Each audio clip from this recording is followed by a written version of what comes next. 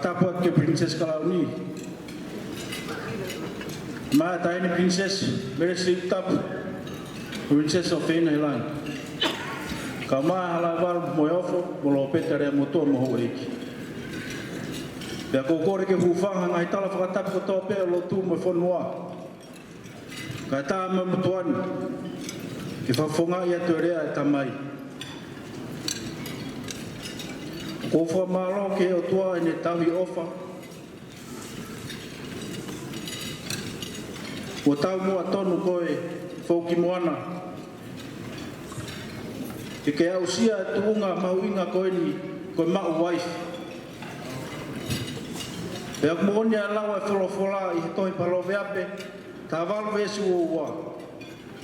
Ko ia kune mau waifi, o kune mau ai monu. Pe kune lave ai ofa mea si hou. O kou whakamalo lahi au pito atu. Tupou tua selu vaia whatawhehi kolo ki fotua ki moana. I ho tarirerei hoku moko puna koe ni. Whatawange koe whauwhare fo oku. Ko mo kamata i hao ni ke tupulaki me he maalohi, ki he maalohi. I he tokoni mai e o tua mafi. Te ata pe whakatolo atu ke hongo taine princesi mo ho eki. Kai whai atu e whakahua whakatua koe ni. I ngona mai e tala e whai e whauwha miri koe ni kia kalaire. Maa whana hanoloto, tangi a siu. E mau hono nima ke tokoni ki ai.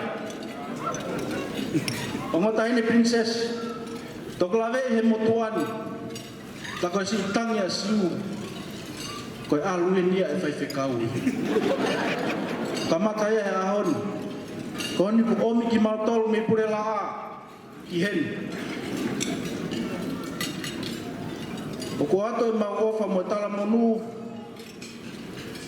E pe ngau e mo tala aki ke hongo lerei ho tau eki. Ko sisu kalaisi i e feitu pe e ui ki moua ki aia siasi. O ma ofa lahi ati ki a te koe whai whikau fau ki moana e maha hoa.